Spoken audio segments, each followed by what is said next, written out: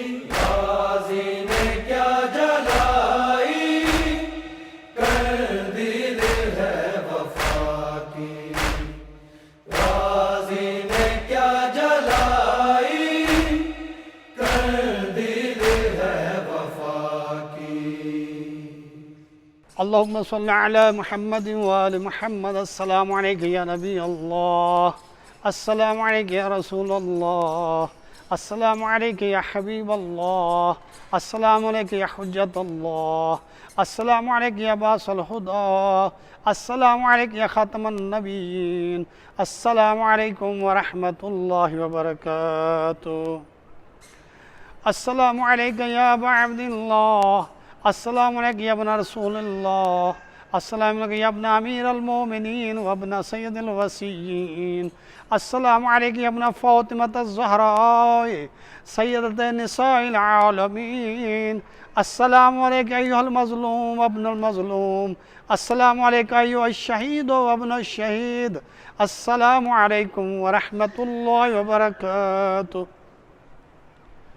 السلام عليك يا غريب الغرباء، السلام عليك يا مغيث الشيعة والزوار في يوم الجزاء، السلام عليك يا شمس الشموس، السلام عليك يا أنيس النفوس، السلام عليك يا مدفون بأرض تونس، السلام عليك يا سلطان عرب والعجم، السلام عليك يا علي بن موسى رضا، السلام عليكم ورحمة الله وبركاته.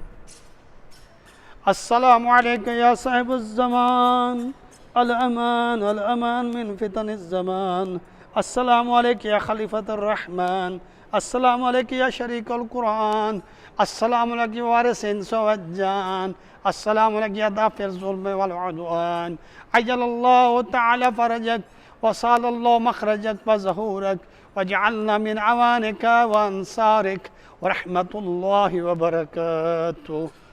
السلام عليك يا بنت رسول الله، السلام عليك يا بنت أمير المؤمنين، السلام عليك يا بنت الحسن والحسين، السلام عليك يا بنت فاطمة الزهراء سيدة نساء العالمين، السلام عليك يا بنت ولي الله، السلام عليك يا أخت ولي الله، السلام عليك يا عمة ولي الله، السلام عليك يا بنت موسى بن جعفر ورحمة الله وبركاته.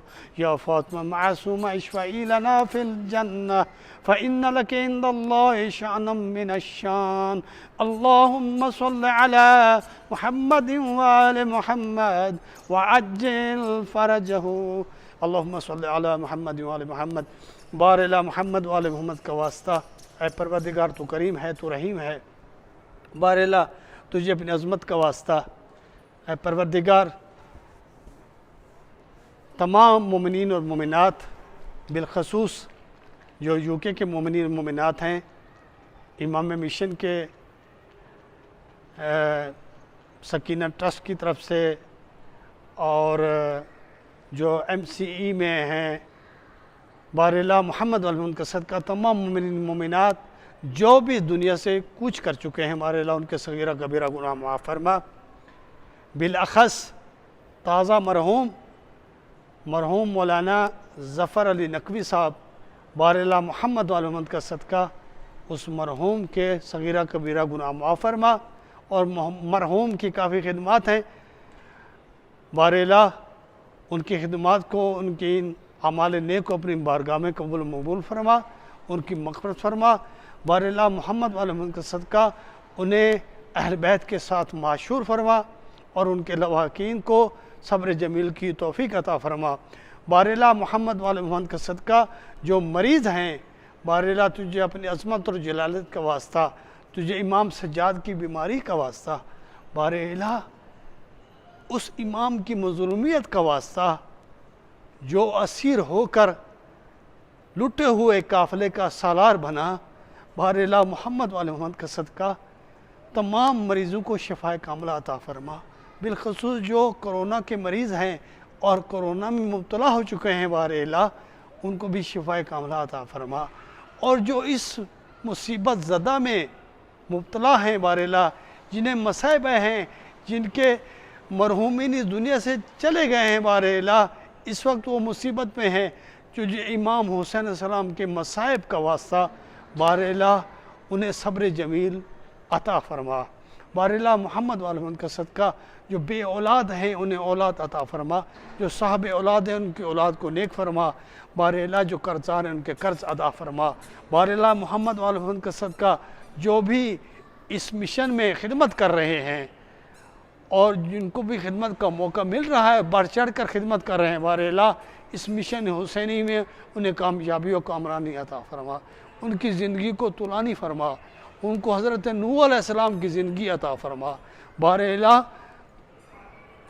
الہ محمد وال محمد کا صدقہ ان کے رزق حلال میں برکت عطا فرما، بار الہ ہمارے حقیقی وارث امام زمانہ کے ظہور میں تاجیل فرما، بار الہ ان کی زیارت نصیب فرما اور ہمیں ان کا صحیح معنی حقیقی سرباز اور سپاہی بنا، بار الہ ہمیں آپس میں اتحاد کرنے کی توفیق عطا فرما، مراجع عظام علماء کرام کا سایہ ہمارے سروں پہ باقی رکھ، بار الہ محمد وآل محمد کا صدقہ ہم سب کی توفیقات میں اضافہ فرما کہ ہم بڑھ چڑھ کر مشن حسینی میں کام کر سکیں، بار الہ محمد وآل محمد کا صدقہ ہمیں مقاصد قیام امام حسین کو سمجھنے اور ان کی سیرت پہ عمل کرنے کی توفیق عطا فرما، اللہم تقبل دعا انک انت سمیع علیم والحمد للہ رب العالمین والسلام علیکم ورحمۃ اللہ وبرکاتہ۔ غازی نے کیا جلائی